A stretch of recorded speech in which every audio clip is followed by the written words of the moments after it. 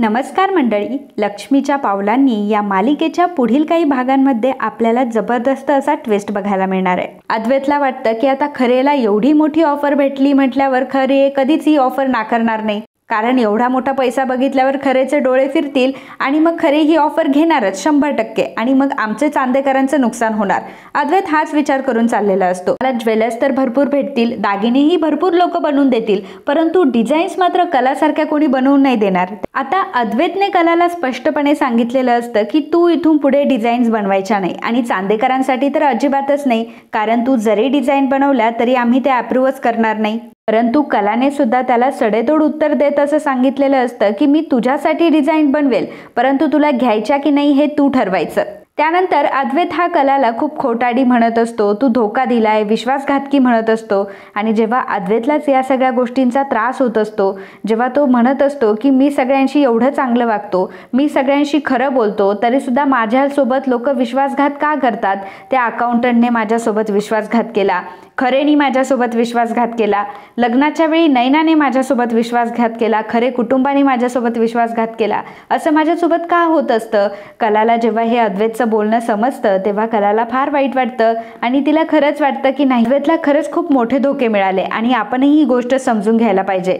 त्यामुळे अद्वैतला ती म्हणते की ठीक आहे अद्वैत, तुला वाटतंय ना की मी डिझाईन्स नाही बनवावे, तर मी नाही बनवणार आणि जे काही झालं त्यासाठी मला माफ कर। परंतु अद्वैत मात्र कलाला माफही करत नसतो आणि कलाची फक्त चूकच डोक्यावर धरून असतो। अद्वैतने तिला अगदी स्पष्टपणे सांगितलेलं असतं की तुला काय वाटतं की तुझ्या डिझाईन्समुळे आमचा चांदेकरांचा बिझनेस चालतो का?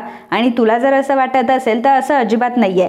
तुझ्या नाकावर टिचून आता मी स्वामीनाथांना डिझाईन्स देणार आणि त्यासाठी लागले ना तर मला कितीही डिझायनर मी हायर करेल आणि त्यांना कितीही लाखोंमध्ये पेमेंट देईल, परंतु तुझ्याकडनं मी डिझाईन्स काढून नाही घेणार, असं अद्वैतने कलाला चॅलेंजच केलेलं असतं।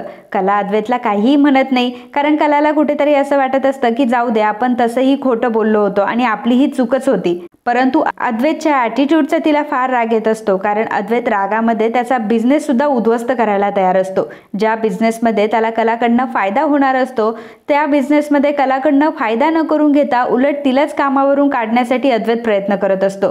कला अद्वैतला ही गोष्ट समजावून सांगण्याचा प्रयत्न करत असते, परंतु अद्वैतच्या काही ती गोष्ट लक्षातच येत नसते आणि अद्वैतने कलाला चॅलेंज केलेलं असतं की बघ, मी आता तुझ्यापेक्षा चांगला डिझायनर शोधणार आणि मिस्टर स्वामीनाथन यांना त्याचेच डिझाईन पाठवणार आणि मगच तुला तुझी जागा कळेल की तू म्हणजे काही एकमेव डिझायनर नाहीये या जगामध्ये।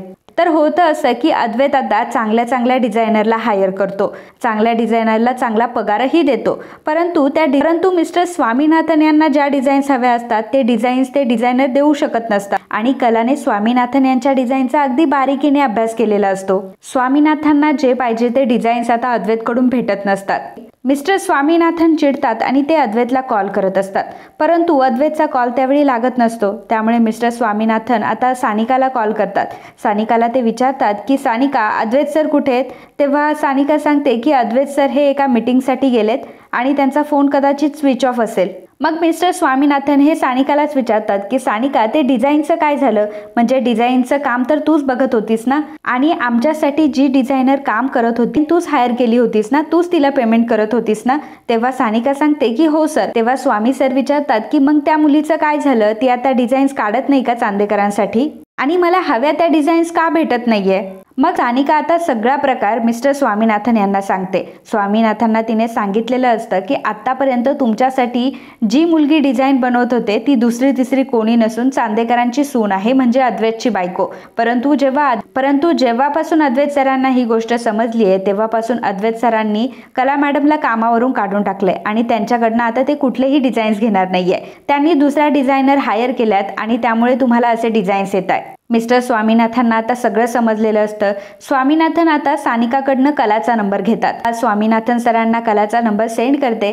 आता स्वामीनाथन सर कलाला कॉल करतात आणि तिला सांगतात की तू मला चांदेकरांच्या ऑफिसमध्ये येऊन भेट। कला म्हणते की सर, मला यासाठी आबांची परवानगी घ्यावी लागेल आणि मग आबांची परवानगी घेण्यासाठी कला त्यांच्या रूममध्ये जाते। कला आबांना म्हणते की आबा, खरं तर मला तुमच्यासोबत खूप महत्त्वाचं बोलायचंय। आज मला मिस्टर स्वामीनाथन यांचा फोन आला होता, त्यांना माझा नंबर कोणी दिला, कसा भेटला मला काहीही माहीत नाही आणि तसंही मी त्यांना कॉलही केलेला नव्हता आणि तसंही मी त्यांना कधी कॉलही केलेला नाही आणि त्यांना स्वतःहून नंबरही दिला नाही. आबा म्हणतात की स्वामीनाथन सरांचा फोन आला होता, काय बोलले ते मग? कला सांगते की आजोबा, मिस्टर स्वामीनाथन यांनी मला भेटायला आपल्या ऑफिसमध्ये बोलवलंय. आबा म्हणतात की आपल्या ऑफिसमध्ये?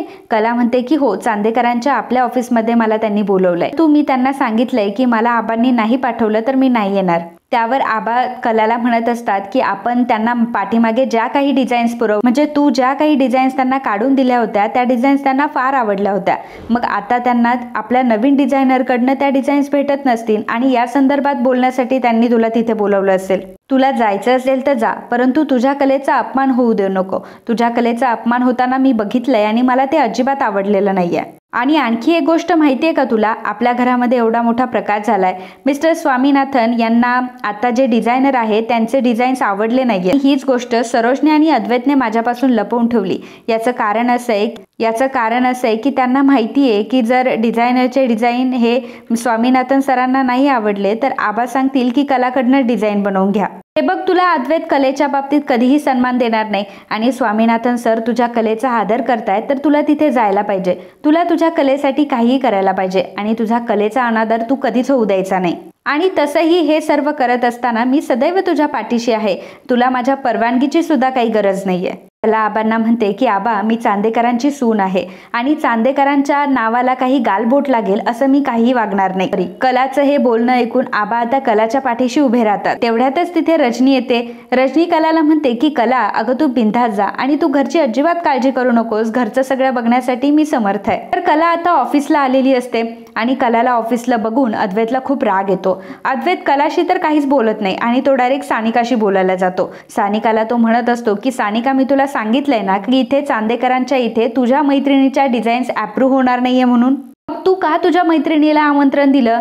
तेव्हा सानिका म्हणते की सर, मी माझ्या मैत्रिणीला कुठलंही आमंत्रण दिलेलं नाहीये. तेवढ्यातच तिथे स्वामीनाथन सर येतात आणि म्हणतात की हॅलो मिसेस चांदेकर, आणि म्हणजे खरंच तुमच्या नावाप्रमाणे तुमच्यामध्ये कला आहे आणि मला सगळं समजलंय. मला समजलंय की आतापर्यंत तुम्हीच मला डिझाईन्स देत होतात. मला खरंच खूप आनंद होतो हे ऐकायला की ते सगळे डिझाईन्स तुम्ही मला पाठवलेत, ते तुम्ही बनवले आणि खरंच तुमची कलाकृती अतिशय सुंदर आहे. असे एकही डिझाईन्स नाही की ते मला आवडले नाहीयेत आणि तुम्ही खरंच खूप छान डिझाईन्स बनवले. तुमच्या ह्या डिझाईन्समुळे मी एकदाही डिसअपॉइंट झालेलो नाहीये. आता अद्वैत जेव्हा ती गोष्ट ऐकतो तेव्हा अद्वैतला खूप मोठा धक्का बसतो. अद्वैतला कळतच नसतं की हे अचानक असं चक्र कसं काय बदललं. अद्वैत आता स्वामीनाथन यांना म्हणतो की मिस्टर स्वामीनाथन, तुम्ही इथे? तेव्हा स्वामीनाथन सर म्हणतात की हो मिस्टर चांदेकर, तुम्हाला मला इथे बघून शंका निर्माण झाली असेल ना. मी सांगतो मी इथे का आलोय.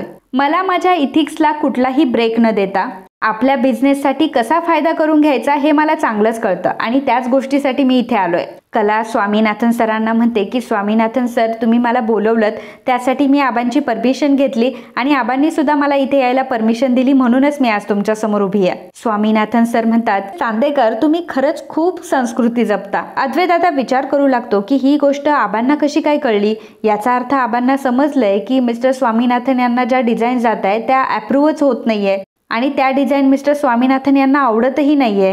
स्वामीनाथन हे कलाला म्हणतात की खरं तर मला तुमच्यासोबत खूप महत्त्वाचं बोलायचंय आणि मी इथे कुठल्याही प्रकारची लपवाछपवी करण्यासाठी आलो नाहीये. खरं तर मला तुमच्यासमोर एक प्रस्ताव ठेवायचा आहे. मला ही पण गोष्ट माहिती आहे की अद्वैत चांदेकर यांनी तुम्हाला डिझाईन्स देखील काढू देत नाहीये. अद्वैत मनात विचार करू लागतो की मिस्टर स्वामीनाथन यांना या सगळ्या गोष्टी कशा काय माहिती, एवढी इन डिटेलिंग यांना कसं काय माहिती. कला विचारते की स्वामीनाथन सर, हे सगळं तुम्हाला कसं काय माहिती. तेव्हा मिस्टर स्वामीनाथन सर सांगू लागतात की खरं तर मला या ज्या डिझाईन्स पाहिजे होत्या त्या डिझाईन्स चांदेकरांकडनं भेटत नव्हत्या आणि त्यामुळे माझा खूप सारा लॉसही होत होता. म्हणून ह्या प्रकरणाच्या खोलाशी जाण्याचं मी ठरवलं. जेव्हा मी या प्रकरणाच्या खूप खोलावर गेलं आणि तेव्हा मला समजलं की या डिझाईन्स तर तुम्ही काढत होतात आणि आता काही कारणांमुळे तुम्हाला डिझाईन्स काढण्यावर बंदी घालण्यात आली आहे. कला म्हणते की पण स्वामीनाथन सर, म्हणजे तुम्हाला माझ्याकडून नक्की काय हवंय. मिस्टर स्वामीनाथन म्हणतात की हे बघा, मला तुमच्यासारखी एक डिझायनर हवी आहे, परंतु ती डिझायनर मला चांदेकरांकडून नाही तर मला तुम्ही स्वतः डिझायनर म्हणून हव्यात. मला चांदेकरांसोबत एवढी मोठी डील करणं म्हणजे माझा घाटाच आहे ना. यामध्ये तुमचाही घाटा आहे. म्हणजे बघा, मी चांदेकरांना डील देणार, त्यानंतर त्यातून ते तुम्हाला सॅलरी देणार, त्यापेक्षा मीच तुम्हाला डायरेक्टली सॅलरी देतो. आणि ते पण अद्वैत चांदेकर तुम्हाला देणार त्याच्या 3 पट. यामध्ये तुमचाही फायदा आहे आणि चांदेकरांकडून मला ज्या डिझाईन मिळत आहे त्या डायरेक्टली तुमच्याकडूनच मिळतील. अद्वैत आता खूप गडबडतो आणि विचार करतो की मी तर हिला कधी फुकटी कवडी. तो आता मात्र जर खरेला मिस्टर स्वामीनाथन यांनी अपॉइंट केलं तर मग मात्र आपलं काही खरं नाही. आपल्याकडून मिस्टर स्वामीनाथन यांची करोडोंची डील ही कॅन्सल होणार. अद्वैतला वाटतं की आता खरेला एवढी मोठी ऑफर भेटली म्हटल्यावर खरे कधीच ही ऑफर नाकारणार नाही, कारण एवढा मोठा पैसा बघितल्यावर खरेचे डोळे फिरतील आणि मग खरे ही ऑफर घेणारच 100%, आणि मग आमचे चांदेकरांचं नुकसान होणार. अद्वैत हाच विचार करून चाललेला असतो. परंतु कला स्वामीनाथन सरांना म्हणते की सर, मी पैशासाठी कुठलंही काम करत नाही. मी तुम्हाला हेल्प केली, तुमच्यासाठी डिझाईन्स काढल्या, ते फक्त आणि फक्त चांदेकरांचं नाव टिकून राहावं म्हणून. अद्वैत सुद्धा विचार करू लागतो की कला खरं बोलतीये. खरं तर तिने आतापर्यंत कुठलेही पैसे घेतले नाहीये. आपल्याला असं वाटत होतं की तिने पैशासाठी हे सगळं केलंय, परंतु तिला आपण पैसे तरी कुठे दिलेत आणि आपण कलाला डिझाईन काढायला लावल्या नाहीयेत. यामध्ये आपलं काहीतरी चुकलंय का? अद्वैत आता या गोष्टीचा विचार करू लागतो. मिस्टर स्वामीनाथन अद्वैतला म्हणतात की खरं तर ही ऑफर मी कलाला तशीही देऊ शकत होतो, तिला फोन करून सांगूही शकत होतो, परंतु मला तसं करायचं नव्हतं. मला माझे एथिक्स ब्रेक करायचे नव्हते. तुमच्यासोबत माझे चांगले संबंध आहे, त्यामुळे मला तुमच्यासमोरच ही गोष्ट सांगायची होती. आता फक्त मी मिसेस कला यांना एवढंच सांगतो की तुम्हाला जी केवढी रक्कम पाहिजे माझ्याकडून तेवढी रक्कम फक्त तुम्ही सांगा, तेवढी रक्कम तुम्हाला भेट. मिसेस खरे यांनी फक्त इथून पुढे फक्त आणि फक्त माझ्यासाठी डिझाईन्स बनवाव्यात. त्या डिझाईन्स मी अप्रूव्ह करेल आणि मग त्याची ऑर्डर मी चांदेकरांना देईल. आणि हे सगळं तेव्हाच घडेल जेव्हा मिसेस कला ह्या स्वतः मला डिझाईन्स काढून देतील. कारण चांदेकर एवढा माझ्यासाठी एकच ऑप्शन नाही. मला ज्वेलर्स तर भरपूर भेटतील, दागिनेही भरपूर लोक बनवून देतील, परंतु डिझाईन्स मात्र कलासारख्या कोणी बनवून नाही देणार. त्यामुळे मी डिझाईन्सवर जास्त फोकस करणारा माणूस आहे. मिस्टर स्वामीनाथन यांनी अद्वैतचा सगळा इगो आता जमिनीवर आणलेला असतो. अद्वैत अगदी खाली कोसळलेला असतो. अद्वैतच्या हातून एवढं मोठं डील जाणार असतं आणि ते डील भेटणार असतं कोणाला? तर कलाला. अद्वैत जिला म्हणत असतो की तुला काडीचीही अक्कल नाहीये, तू काही करू शकत नाहीये, तू फक्त खोटी आहेस, तू विश्वासघातकी आहेस. आज त्या कलावर डिपेंड असतं की अद्वैतला ते डील भेटणार आहे की नाही भेटणार आहे. त्या कलावर आता अद्वैतचा करोडोंचा प्रॉफिट डिपेंड असतो. मिस्टर स्वामीनाथन जाता जाता कलाला सांगतात की हे बघा, तुमचा याच्यावर काय निर्णय होतोय तुम्ही ते मला नक्की सांगा. तेव्हा कला म्हणते की या गोष्टीवर मला आबांशी बोलावं लागेल आणि आबा जे काही निर्णय देतील तो मला मान्य असेल आणि मग मी तुम्हाला सांगेल. मिस्टर स्वामीनाथन आता कलाचा निरोप घेऊन तिथून निघालेले असतात. मिस्टर स्वामीनाथन गेल्यानंतर अद्वैत हा कलाला म्हणतो की मला माहितीये हे सगळं तू मुद्दाम केलंयस ना. कला म्हणते की अद्वैत चांदेकर, मी तुझ्या कुठल्याही प्रश्नाला उत्तर देण्यासाठी अजिबात बांधील नाहीये.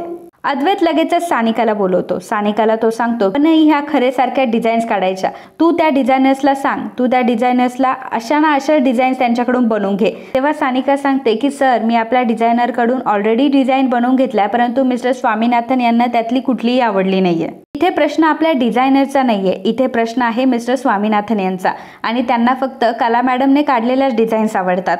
आता काय करायचं आपण? आता सानिकाचं हे बोलणं ऐकल्यावर अद्वैत चिडतो आणि म्हणतो की या गोष्टी तू नको मला शिकवूस, आत्ताच्या आत्ता इथून तू निघून जा. तर सानिका आता तिथून निघून जाते. अद्वैत मात्र खूपच मोठ्या धर्मसंकटात सापडलेला असतो. अद्वैतला इकडे आड तिकडे विहीर म्हणजे सगळीकडेच ही परिस्थिती निर्माण झालेली असते. अद्वैतकडे एक उपाय असतो की कलाला सॉरी म्हणून कलाकडनं डिझाईन्स करून घेणं, परंतु ते मात्र अद्वैतच्या ॲटिट्यूडमध्ये नसतं. अद्वैतला इगो असतो, त्यामुळे अद्वैत त्याचा इगो काय बाजूला ठेवणार नसतो आणि तो ऑलरेडी तिचा इगो कधीच बाजूला ठेवलेला असतो आणि अद्वैतला तिने झालेल्या प्रकाराबद्दल सॉरीही म्हटलेलं असतं, परंतु अद्वैत काय तिला सॉरीही म्हणायला तयार नसतो आणि तिच्याकडनं डिझाईन्स काढून घ्यायलाही तयार नसतो. परंतु या सगळ्यामध्ये त्याला हेही समजत असतं की जर आपण असं नाही केलं तर मात्र आपण मिस्टर स्वामीनाथन यांचं करोडोंचं डील गमावून बसू आणि मग चांदेकरांची बदनामी मार्केटमध्ये होईल ती दुसरीच. अद्वैत आता मोठ्या धर्मसंकटात सापडलेला असतो. तर कलाला मात्र आता स्वामीनाथन यांच्याकडनं मस्त लाखोंची ऑफर आलेली असते. कला आता मालामाल होणार असते आणि अद्वैतच्या कुबड्यांची तिला गरजही नसते. तिला या गोष्टीची गरजही नसते की अद्वैतने तिचे डिझाईन्स अप्रूव्ह करावे आणि मग ते डिझाईन्स मिस्टर स्वामीनाथन यांना पाठवले जातील, कारण आता मिस्टर स्वामीनाथन डायरेक्ट कलाकडे आलेले असतात आणि तेच कलाकडून डिझाईन्स घेणार असतात. त्यामुळे कलाला अद्वैतच्या कुठल्याही निर्णयाचं काहीही पडलेलं नसतं. कलाला तर आता पूर्ण फ्रीडम असतं, पूर्ण स्वातंत्र्य असतं, परंतु ते अद्वैतला नसतं. तर मित्रांनो, तुम्हाला काय वाटतं की अद्वैत पुन्हा कलाला कामावर घेईल का? कलाला डिझाईन्स काढण्यासाठी तो फोर्स करेल का?